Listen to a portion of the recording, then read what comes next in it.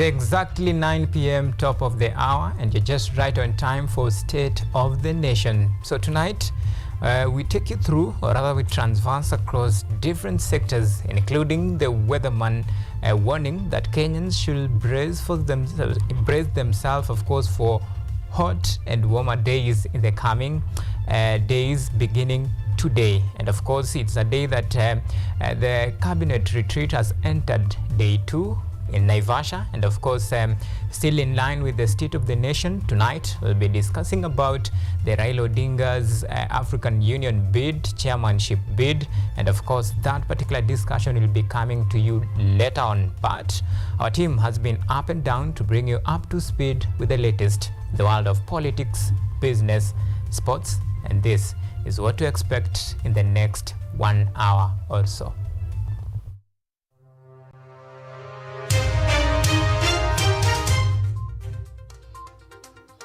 Tonight, strike of hunger. Controversial preacher Paul Mackenzie and co-accused stage a 3-day hunger strike arrives in court weak and emaciated.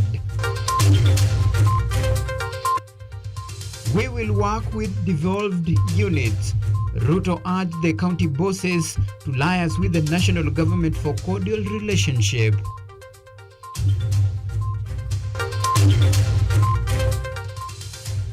Also tonight, 141 vote yes as controversial affordable housing bill set for third reading.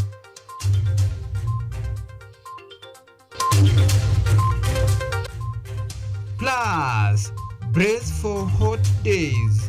Weatherman warns Kenyans of warmer temperature in the coming days.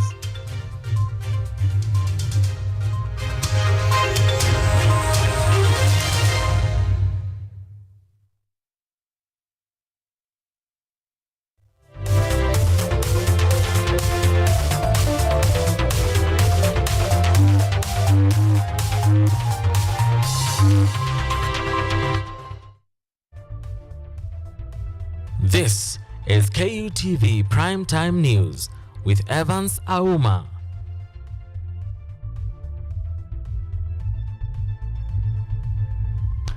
Welcome to the State of the Nation. My co-pilot tonight is Sheila Kinyaga. Remember, you can be part of this discussion. You can talk to us on all of our social media platforms. Remember, we are live on YouTube at KUTV News Live. You can tag me along at Auma Evans. Remember to use the hashtag State of the Nation.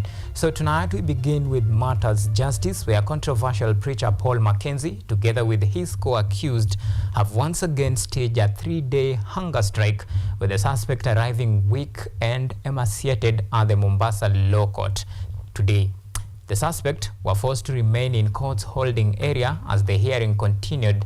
The court ordered all suspects to receive medical attention before their next arraignment that is set for the 5th of March.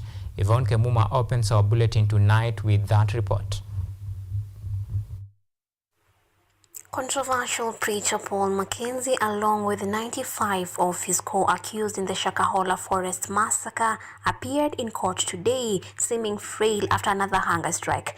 Due to the state of the accused, the court had them all remain in the court's holding area as the hearings continued.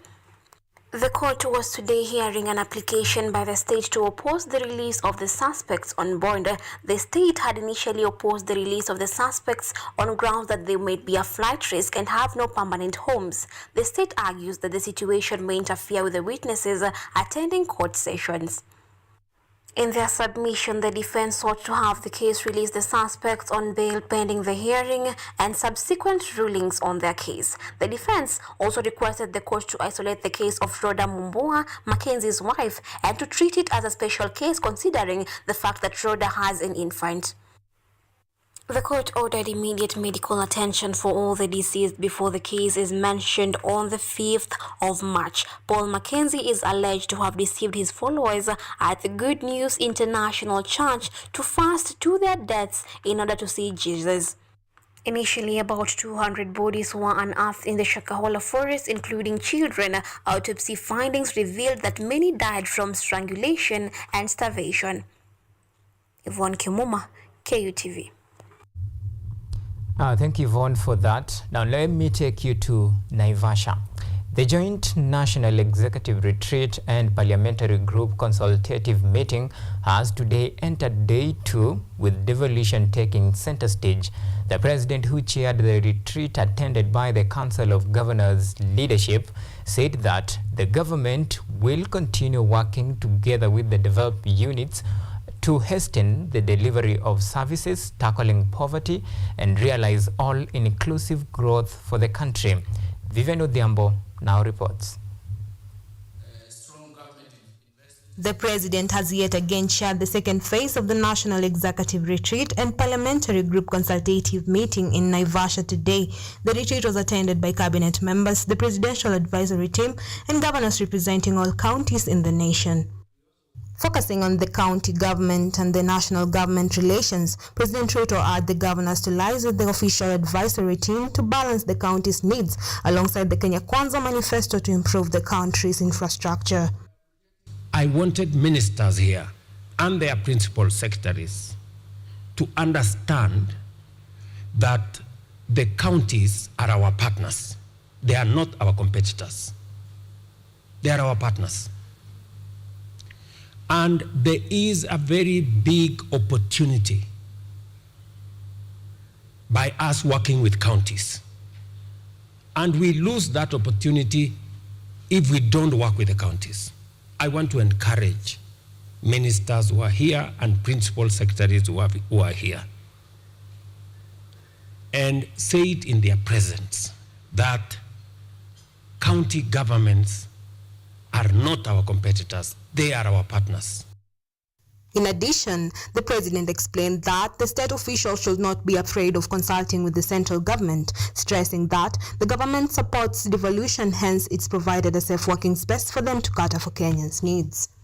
Just to allay the fears maybe sometimes you have, that we take it for granted that we are working together. We don't take it for granted. We don't take it for granted that there is a working relationship that is not toxic, that is not hostile between us, because it gives us the opportunity to deliver on many things.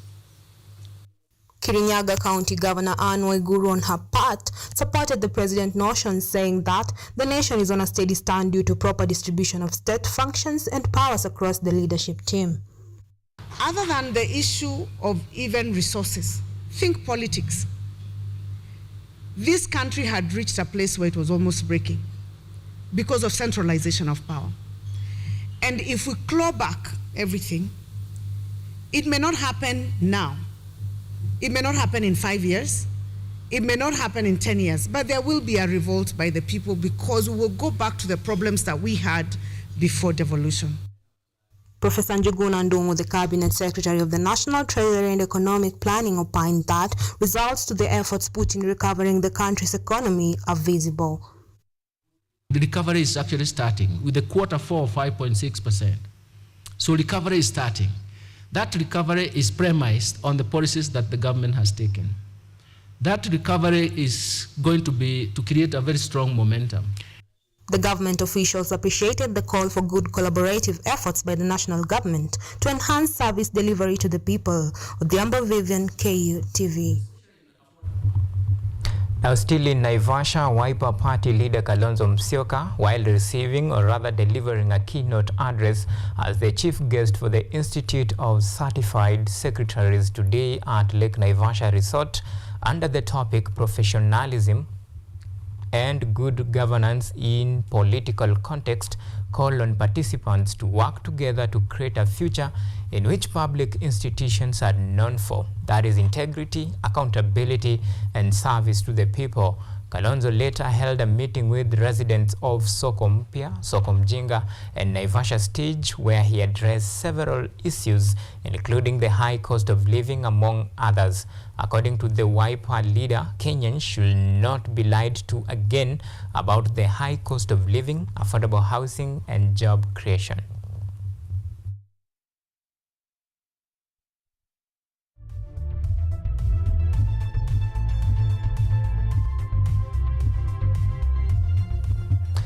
Now, 141 members of the National Assembly have today voted in the controversial Affordable Housing Bill 2023. Majority Leader of the National Assembly, Kimani Ichung'wah, on the other hand, asked those opposing the bill to present their amended recommendations before the House early enough, even as the third reading of the bill is set for tomorrow afternoon. After the debate on the affordable housing bill that was last Thursday afternoon cut short because the majority of members of parliament failed to show up in their numbers, 141 members of the House finally voted in the bill as 58 members opposed. The results are as follows. The ayes 141, the noes 58, total vote 199, abstentions nil, so the ayes have it. The opposing members urged the House to avoid rushing the debate procedure in order to avoid making similar mistakes to the ones made initially, leading to the halting of the implementation process by the court in November last year. The MPs, including Rarieda MP Otiende Amolo, strongly disagreed with the section of recommendations in the bill, claiming that they lack a comprehensive legal framework, violate several articles of the Constitution, and interfere with county governments, especially on land allocation and capitation. This bill, in a very serious manner, makes several aspects that are very unclear. First, in terms of ownership. It does not make it clear whether we are talking of affordable ownership of houses or affordable rental of houses. It is totally confused.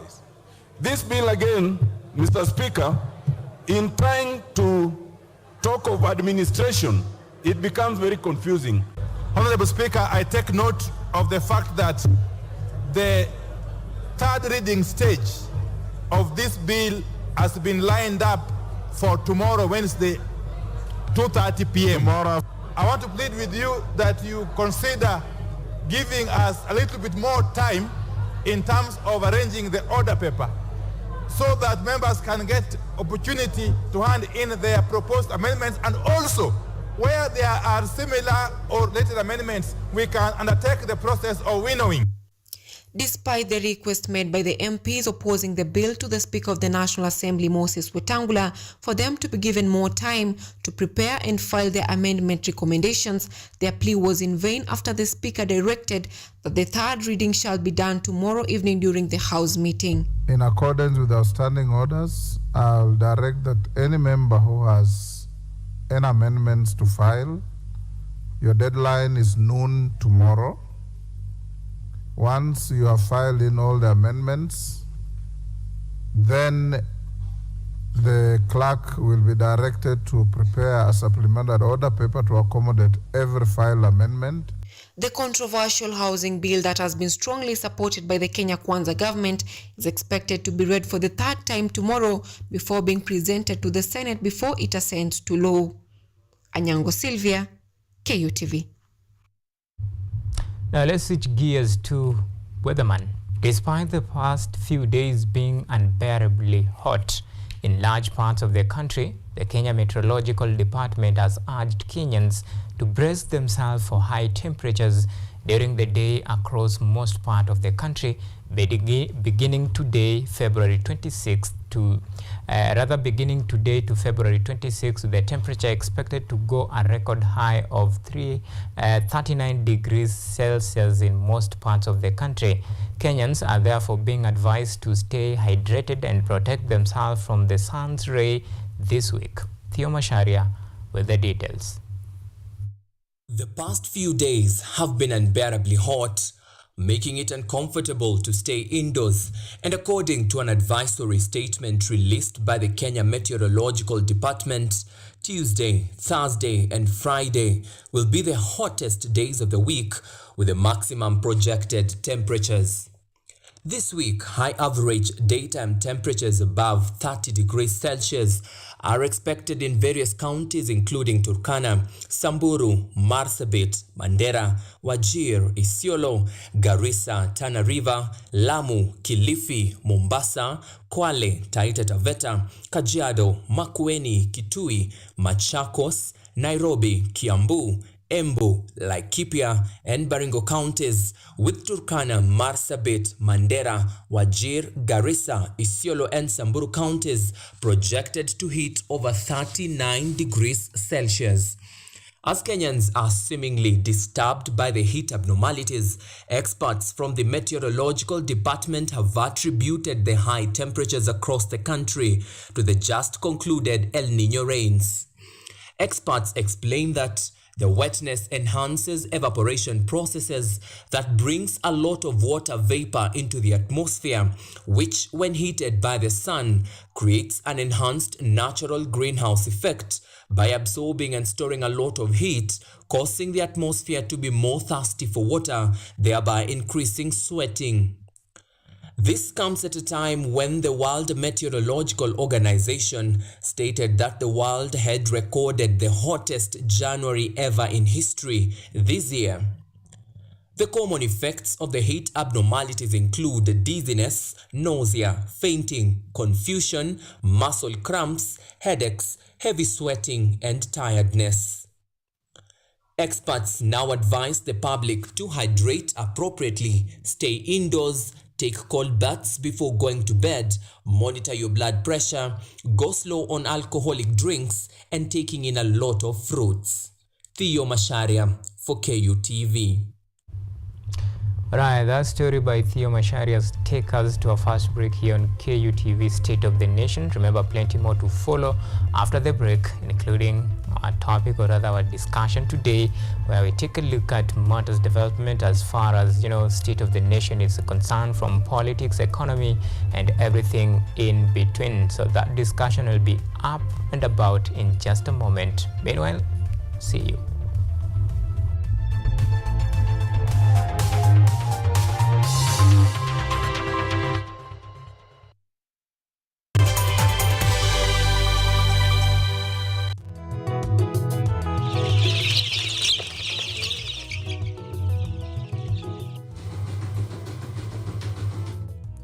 Kaunti maarufu kwa kuzalisha maziwa na ukuzaji wa majani chai. Pia, serikali ya kaunti inawahimiza wakulima kukumbatia mitindo mingine ya kilimo kuzidisha mapato. Kama kuna kikundi moja inafanya biashara ya kuuza kuku, hao pia tumewafadhili kuwafunza jinsi ya kuhandle zile kuku, kwa sababu wanaleta kwa wingi.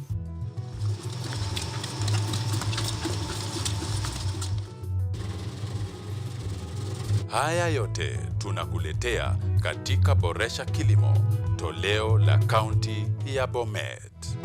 Kilimo ni nguzo kubwa kwa ujenzi wa taifa. Are you an aspiring media practitioner, a graduate, or you just want to advance your skills in television production?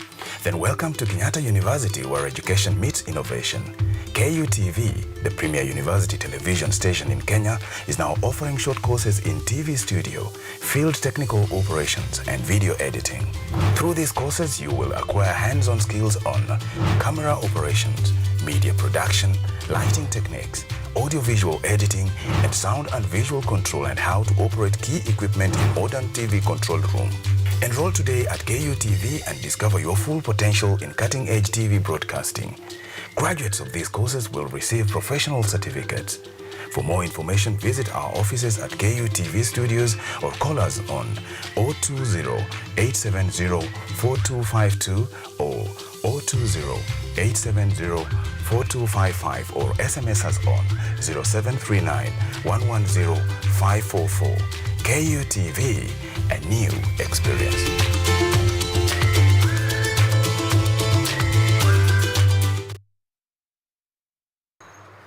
They are powerful and influential. They make decisions in politics, education, finance, agriculture, health, sports, and all aspects of human life. But the impact of their decisions falls on you, the common citizen. KUTV Primetime News Thursday. We ask bold questions and pursue answers to the core to bring you closer to the story. We couldn't have it any other way. Join me, Auma, as I raise matters of social concern to raise your voice from the background to the foreground. Every Thursday and Saturday at 9 p.m. only on KUTV.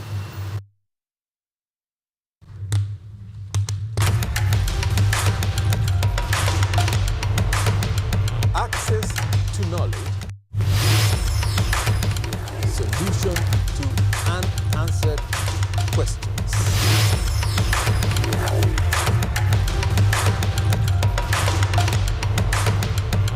Guidelines to pursuing your rights and repossessing your property, intellectual or material. This and more only on Law Matters.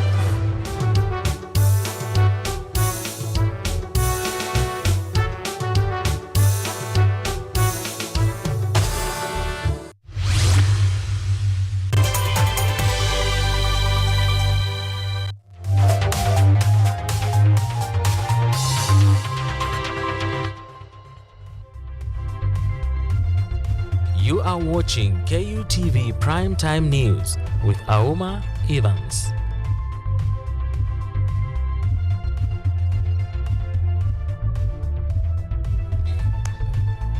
Right, welcome back and thank you for choosing to stay with us.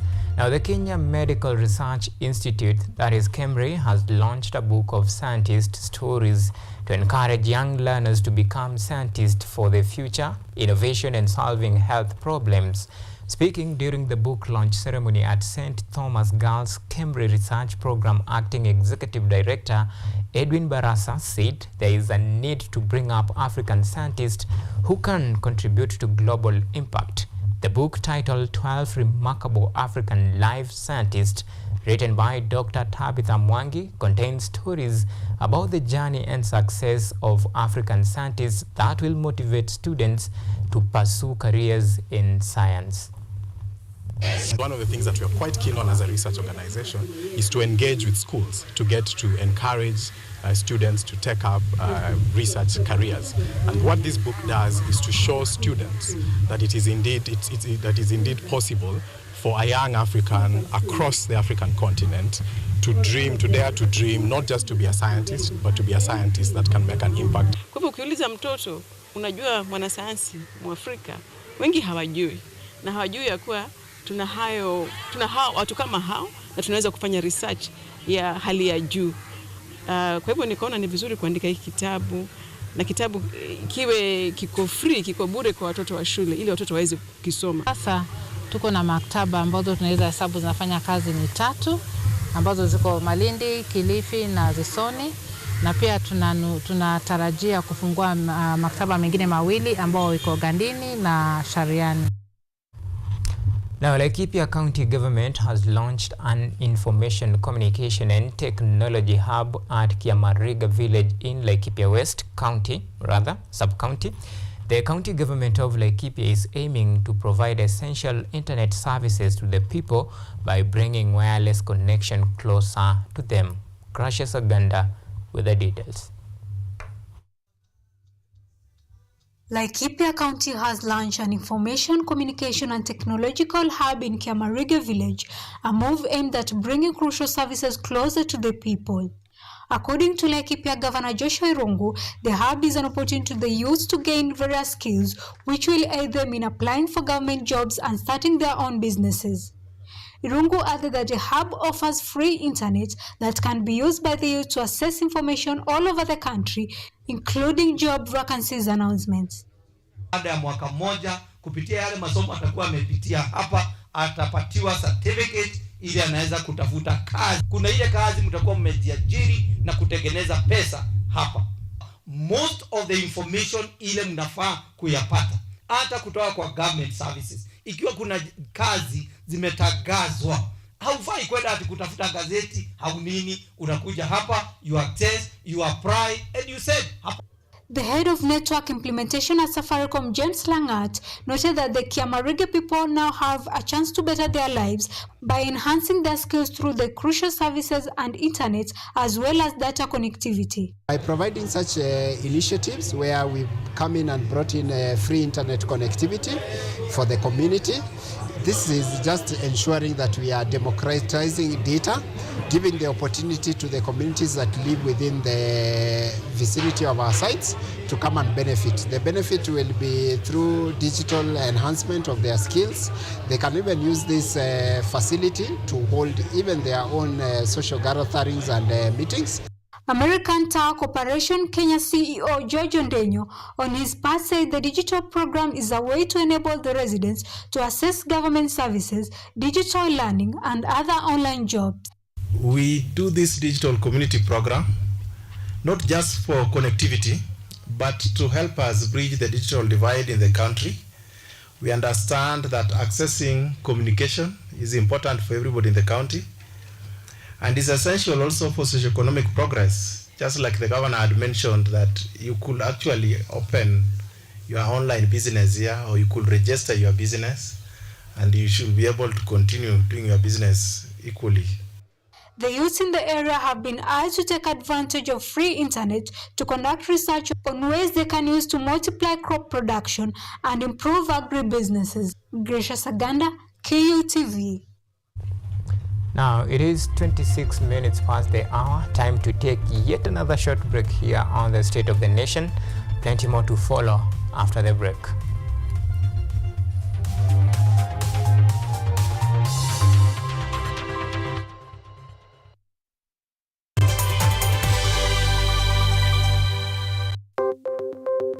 Maelfu na maelfu ya wahamiaji wakiwa na watoto kutoka nchi za Amerika ya Kati wanaendelea kuwasili kwenye mpaka kati ya Marekani na Mexico. But folks, I'm going. Thank you very, very much. I appreciate it. Thank you. Ni habari kutoka pembe zote duniani. Pepo pasi vuguvugu. Pepo pa ni idea. Sazidi ananyonya, hanyonyi vizuri, anakuwa hayuko comfortable. Jeshi la Jamhuri ya Kidemokrasia ya Kongo linapambana na waasi wa ADF. Wanatoa wito kwa mashirika, makampuni na vile vituo vya uchukuzi. Mambo mengi yatakwenda kama yalivyopangwa. Hapa ni kuna mmoja wa viongozi wa chama cha wavuvi katika eneo hili. Zaidi tunajaribu kuwapa chanjo ili ina boost ama inanyanyua kinga ya mwili. Hiyo inaenda kupelekea kupambana na virusi. Ni duniani leo, Jumatatu mpaka Ijumaa, moja kwa moja kutoka VOA Swahili, Washington DC.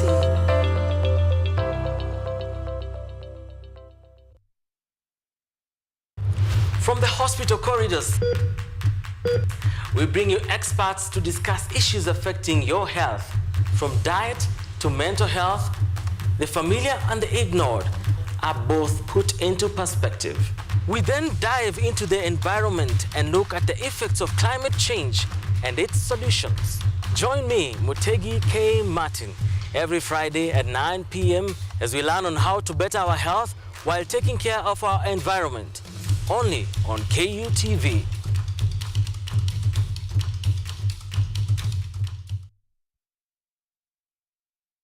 Are you an aspiring media practitioner, a graduate, or you just want to advance your skills in television production? Then welcome to Kenyatta University, where education meets innovation. KUTV, the premier university television station in Kenya, is now offering short courses in TV studio, field technical operations, and video editing. Through these courses, you will acquire hands-on skills on camera operations, media production, lighting techniques, audio-visual editing, and sound and visual control, and how to operate key equipment in modern TV control room.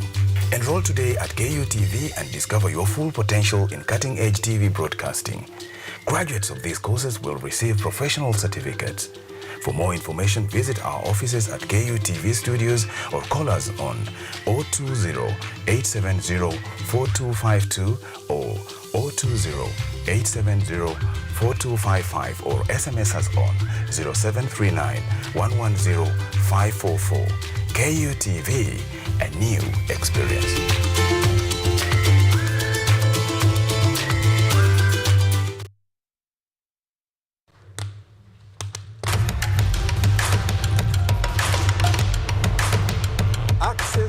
to knowledge, solution to unanswered questions.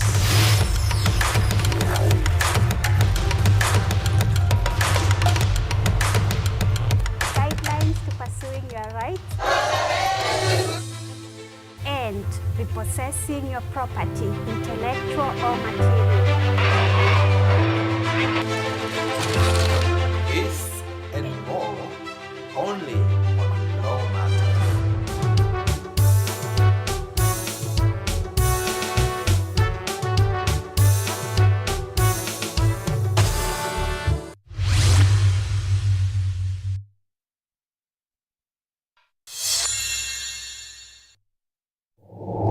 You need to look for high quality friends. I'm from Kingston, Jamaica, you know Portmore.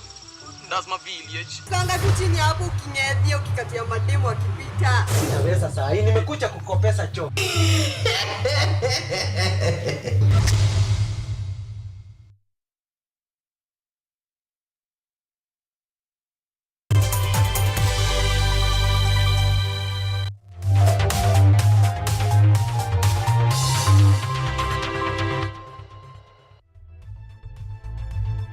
You are watching KUTV Primetime News with Auma Evans.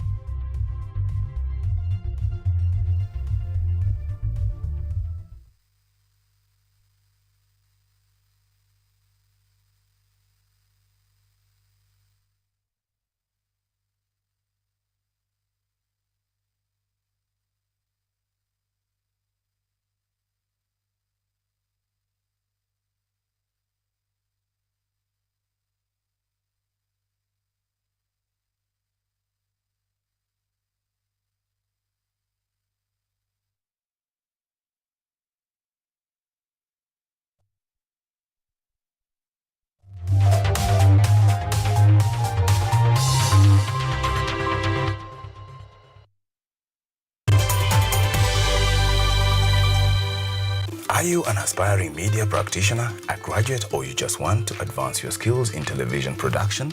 Then welcome to Kenyatta University, where education meets innovation. KUTV, the premier university television station in Kenya, is now offering short courses in TV studio, field technical operations, and video editing. Through these courses, you will acquire hands-on skills on camera operations, media production, lighting techniques, audio-visual editing, and sound and visual control, and how to operate key equipment in modern TV control room. Enroll today at KUTV and discover your full potential in cutting-edge TV broadcasting. Graduates of these courses will receive professional certificates. For more information, visit our offices at KUTV Studios or call us on 020-870-4252 or 020-870-4255 or SMS us on 0739-110-544. KUTV, a new experience.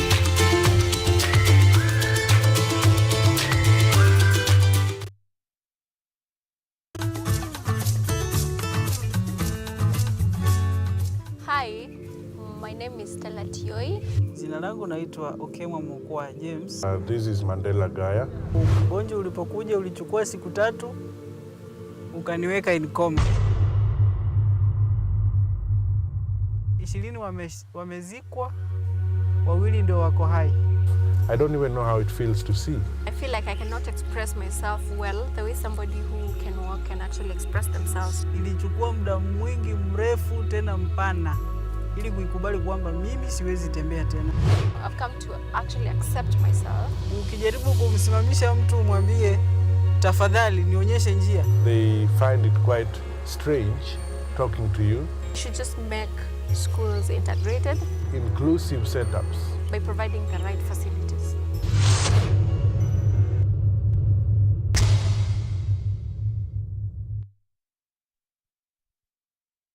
Technology, science,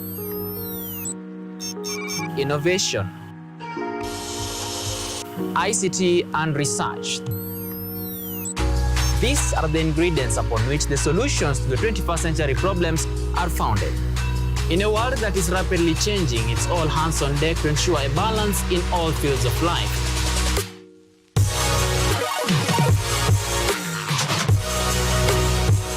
Women, young and old, are also in the front line, breaking the glass ceiling, becoming thought leaders in the larger tech space.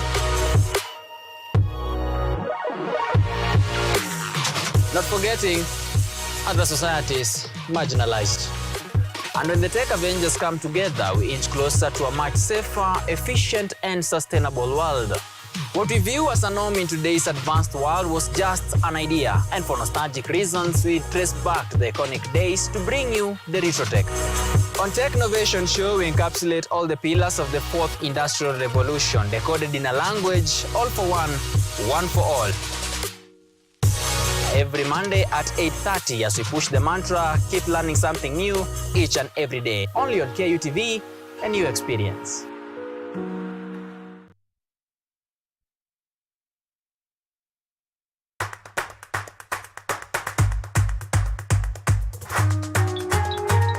What are some of the ways through which you can develop these skills so that you are comfortably fitting into the job? You have to put yourself in positions where you are uncomfortable. Uncomfortable in the sense that you are not clear about what to do. Because I used to work a corporate job before. So when I left, I happened to visit someone's farm around this area. So this project is called Security Breach Detector and Furnace Familiarize. It is meant to be used to detect, detonate explosives. We'll tackle all the tough issues, discuss all the weird moments, and hopefully share a few laughs along the way.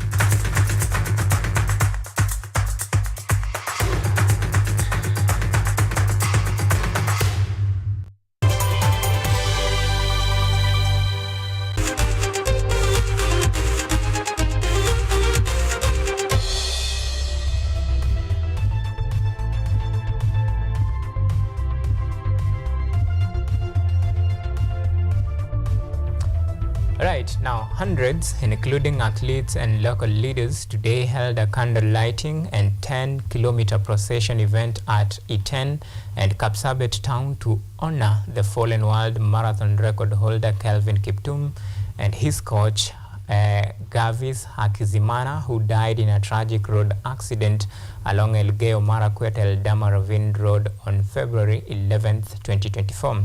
Elgeyo Marakwet Deputy County Governor, that is Grace Cheserik, said that the county government will establish the Kelvin Kiptum Foundation to mentor young athletes.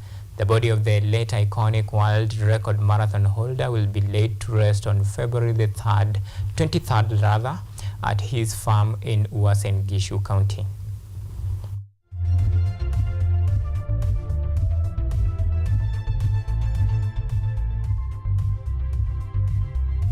Now, the Kenya Pipeline, Communication Authority of Kenya and Unclaimed Financial Authority of Kenya are among the 4 firms that have pumped in 6 million shillings to support the 2023 Sports Personality of the Year award slated for 1st of March 2024 at the Kenyatta International Convention Center, or if you prefer the acronym KICC.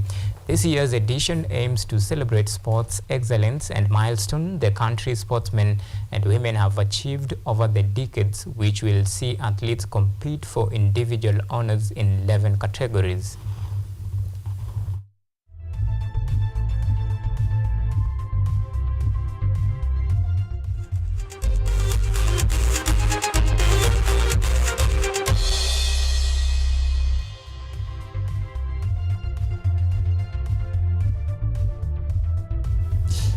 Right, so we are done with most of our stories and now it's time to get into that discussion, and of course my guest is already in the house, and that is Arnold Maliba, Strategic Communication Advisor at the United Democratic Alliance Party, that is UDA. So, and of course that particular discussion will be coming to you in just a while after this short break.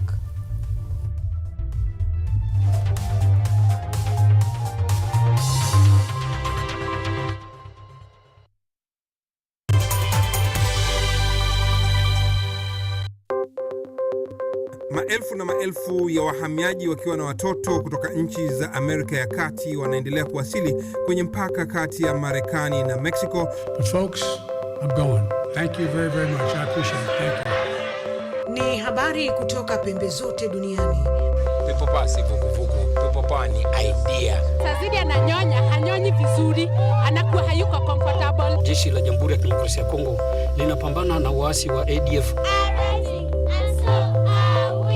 Kwa sasa wanatoa wito kwa mashirika, makampuni na vile vituo vya uchukuzi. Mambo mengi yatakwenda kama yalivyopangwa. Hapa ni kuna mmoja wa viongozi wa chama cha wavuvi katika eneo hili. Zaidi tunajaribu kuwapa chanjo ili ina boost ama inanyanyua kinga ya mwili. Hiyo inaenda kupelekea kupambana na virusi. Ni duniani leo, Jumatatu mpaka Ijumaa, moja kwa moja kutoka VOA Swahili, Washington DC.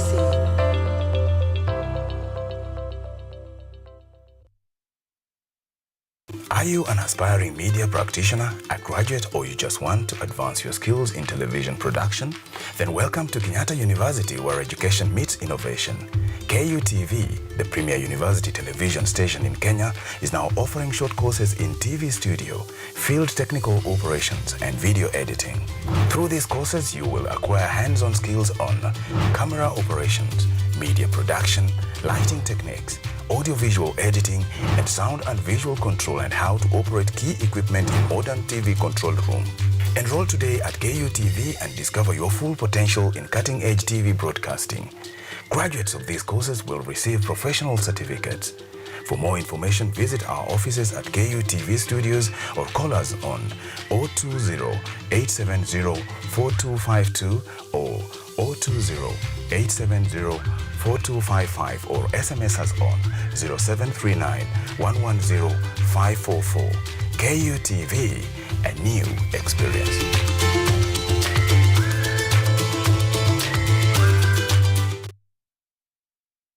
From the farm to the consumer, we explore agribusiness opportunities right here with you.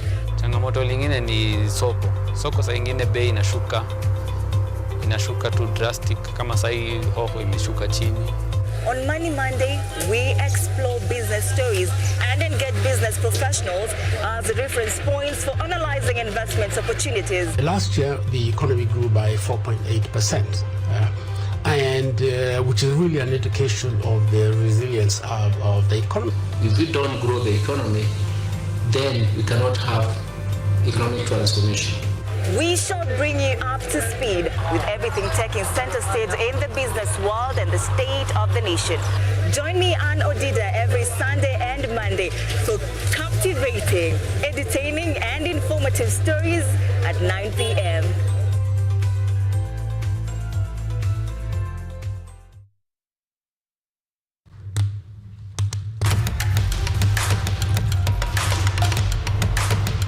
Access to knowledge. Solution to unanswered questions.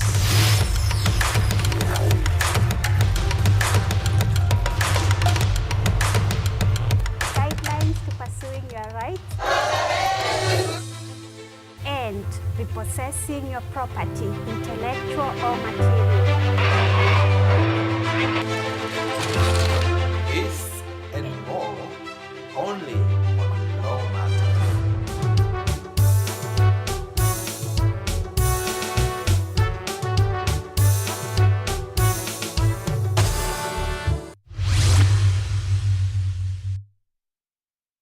Haya, vijana hoye! They speak to play politics. Kila mara yeye ananiwinda kama mnyama. Naambia yeye Mungu iko na sitarudi nyuma.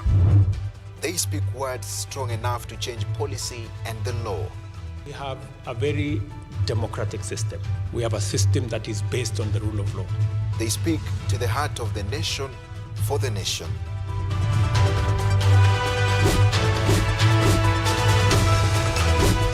Simu imeleta mambo mingi sana. Mimi hata nataka ifungwe kabisa, na ifungwe hata WhatsApp na Facebook zifungwe kabisa. When facts get lost in all these words, we aim for the truth. Join me, Dennis Omondi, every Tuesday night at 9 p.m. as I serve you the news and speak to your leaders and their observers to establish nothing but the truth, only on KUTV.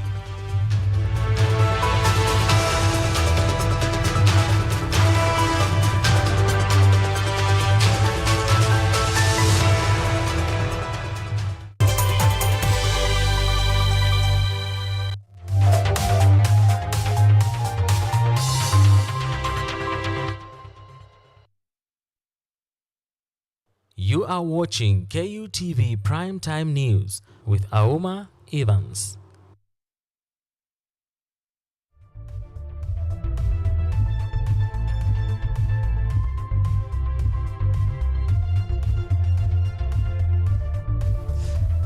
Right, welcome back, and now it's time for, State of the Nation, where we take a look at matters, politics, economy, and everything in between. So tonight we pay attention and we focus on the ODM party leader, that is Raila Odinga's African Union bid, that is for chairmanship. And of course, to help us navigate through this discussion is Arnold Maliba, Strategic Communication Advisor at United Democratic Alliance Party, that is UDA. Arnold, thank you so much for making time to talk to State of the Nation. Thank you very much.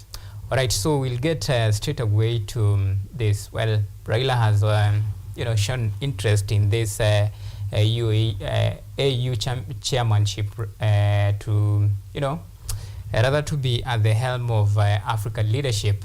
Well, how do you, first of all, when you received the message that, Raila was now eyeing this seat, what was your initial reaction?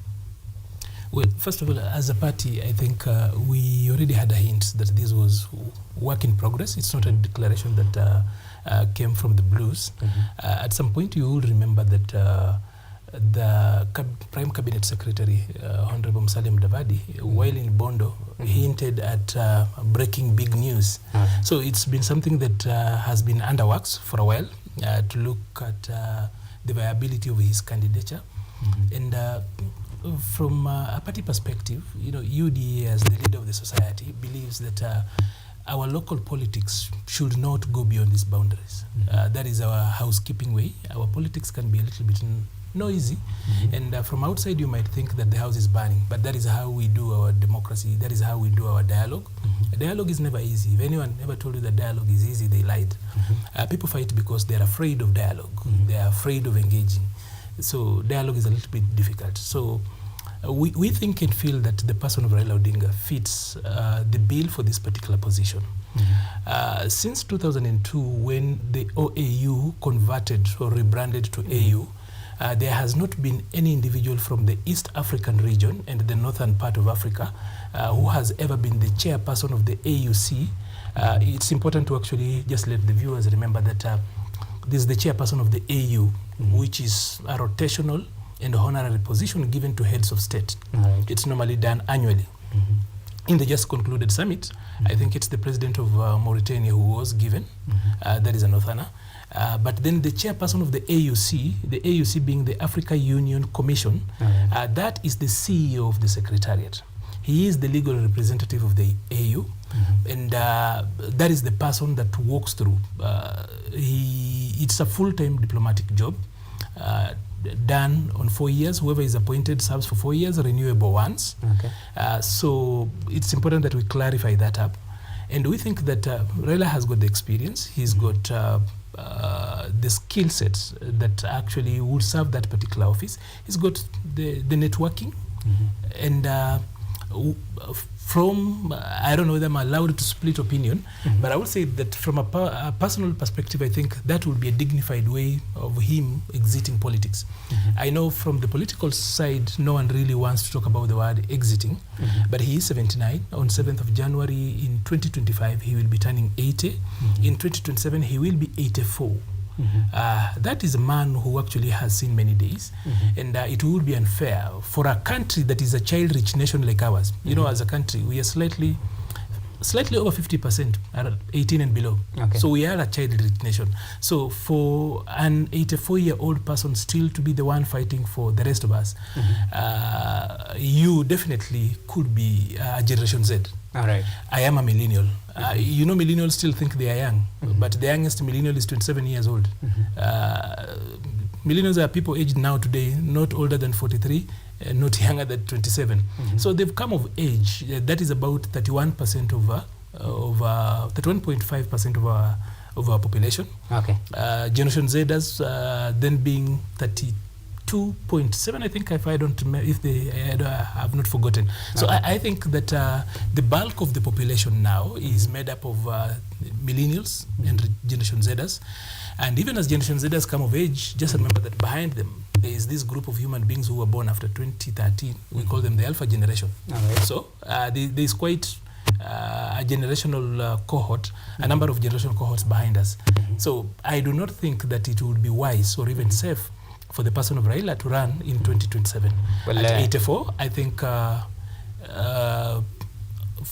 a nation like ours, where 70% of all Kenyans were born in the last 30 years, I don't think, but then of course there's the democratic part of it. So that's where we are.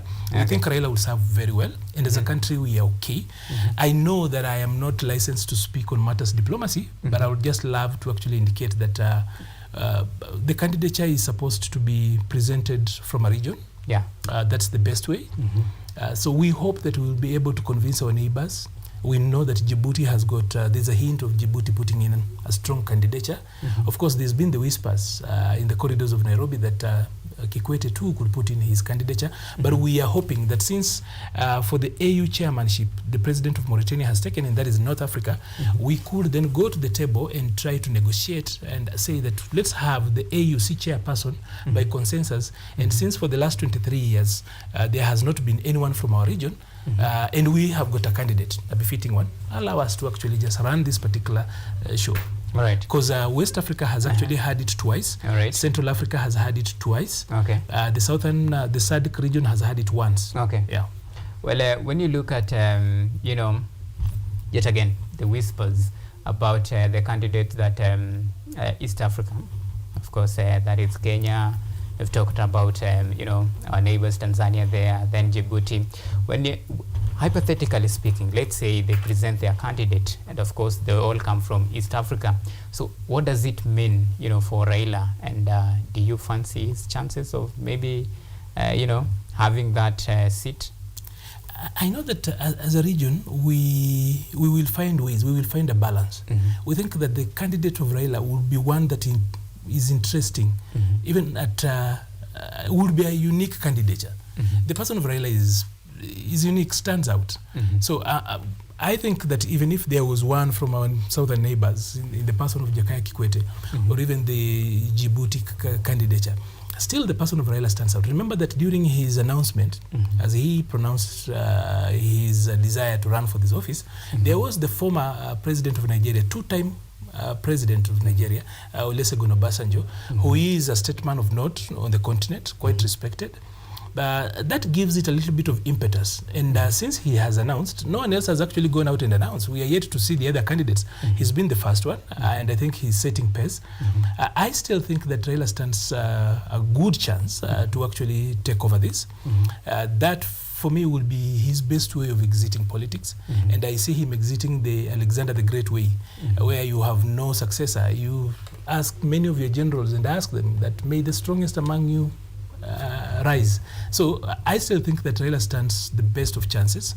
Not that the others are any lesser, but he's first among equals. All right. Yeah. Well, now, if, and of course we wish him all the best, if his bid sails through, then there is a vacuum that will be created in the Azimio fraction, and of course now this bring a very big debate about the way forward for Azimio as far as the leadership is concerned, and this raised the question of the current now the likes of Martha Karua, we have Kalonzo Musyoka, Eugene Wamalwa.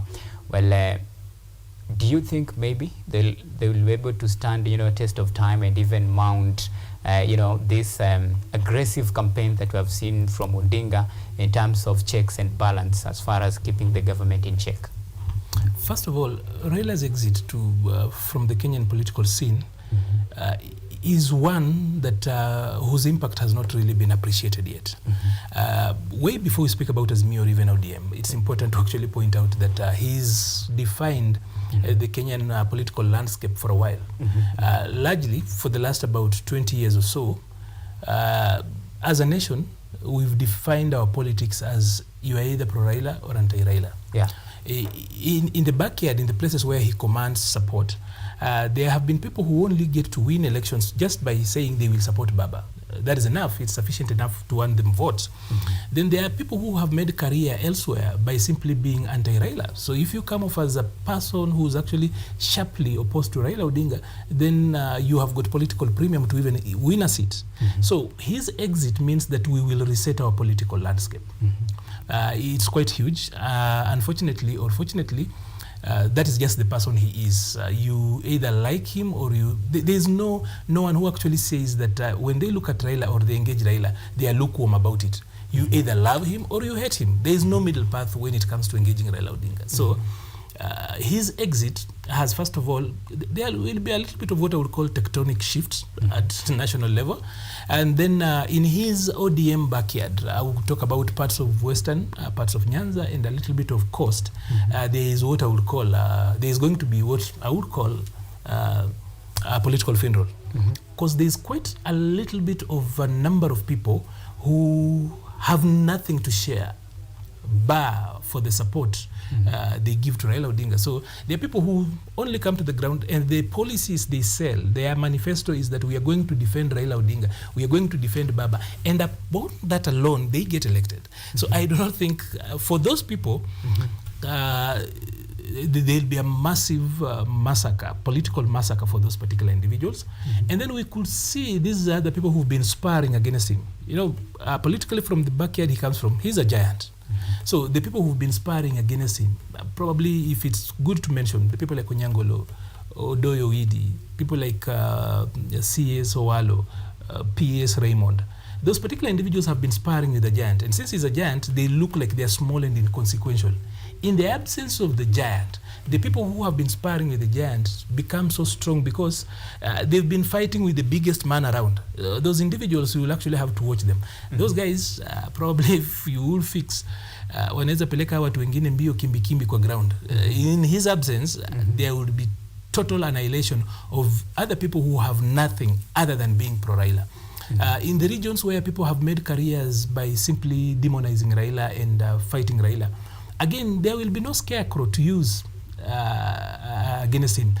Now, largely, we could probably look at it from the macro level and look at Azimio now. I'm hoping, and I've seen the person of Kalonzo Musyoka try to stand up and stand in. I saw him trying to go to Kibra the other day at Kenyatta Market, and trying to address and speak to people. I've watched clips today where he was talking about corruption. So they will be forced to step up. But be that as it may, I still hold that the distance between how the nation then moves forward, the answer is among millennials. As a sub-cohort, because that is the core of the people who want votes. Because even as we speak about Generation Zers, it's just barely about 5 to 6 million of them who are of the age of majority and therefore have got the voting rights. The bulk of Generation Zers are still under 18. So there are a number of them still in college, others, the bulk of them actually being in secondary school, and a little bit of intermediate primary school. So the biggest group that is actually voting are millennials. So these particular individuals have to shape the next future of the country. Have they learned anything from Raila Odinga? What would be their approach? Because these are the people who grew through the digital revolution. They are quite different, far removed. They are not necessarily very digital. They are not digital natives like the Generation Zers, but they grew through the revolution. So they are both. They hold both. It's quite And even among millennials, you struggle sometimes to place them. That's why we now have got a sub-cohort called exennials, of the people who were born between 1980 and 1985. Those guys are millennials proper, yes. All right. But again, they have got some traits of that flip on the other side. So this for me, even as Raila moves in, if he moves out, by the way, whether he gets the AUC chair or not, as a matter of demographic imperative, somehow he's going to give way. All because no one argues against age. No one has ever argued with age and won. So demographically, as an imperative, he will eventually exit.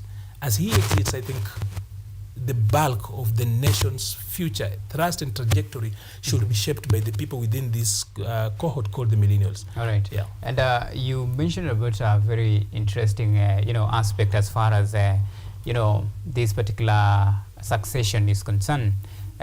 Now that if, of course, and time will come when the history about Raila Odinga, his influence in the Luo Nyanza, and of course in the entire spectrum of Kenyan politics, that time will come and we'll put that to bed.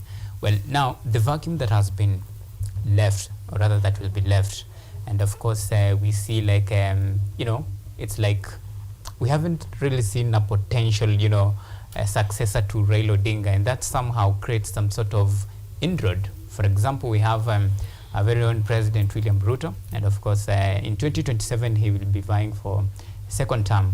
And do you think maybe this will be now an opportunity for him now to make inroads to areas that for quite some time had been the Odinga block for real, but this time round the man Odinga will be out of the picture, and now it will be Ruto versus now the purported the kingpins, of which we don't really know who will they be at that particular time. So what do you foresee as far as the future of Luo Nyanza politics is concerned?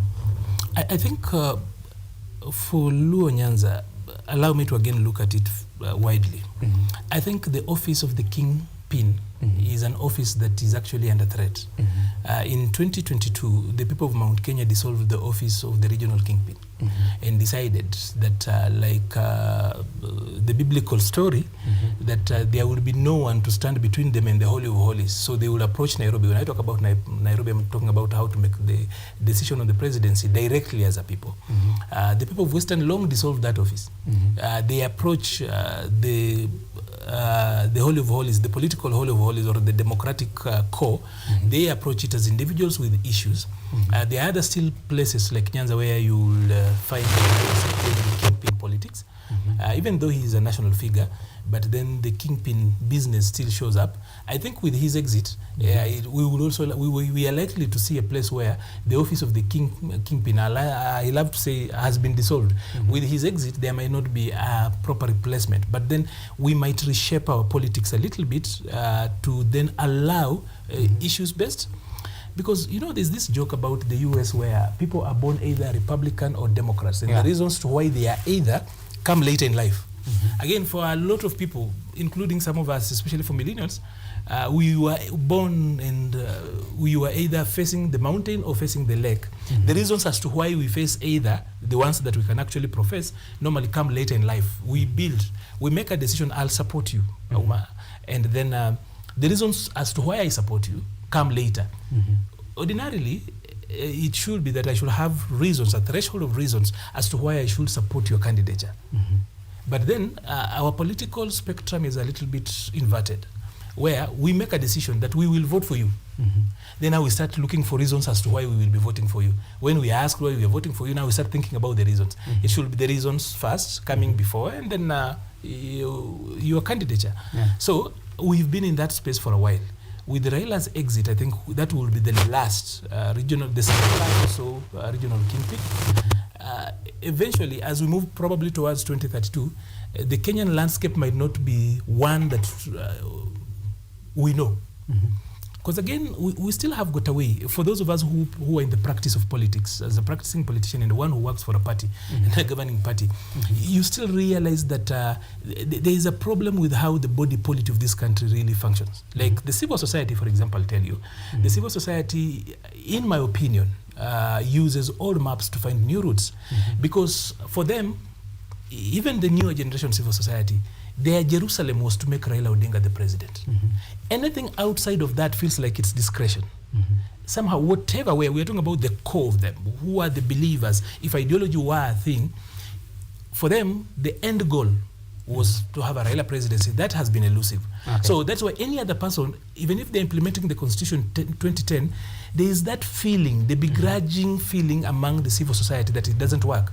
The same thing also happens on this particular, on this other end, that partly the media also has had a problem, especially when people confuse. You know, there has been this confusion that oversight is regime bashing.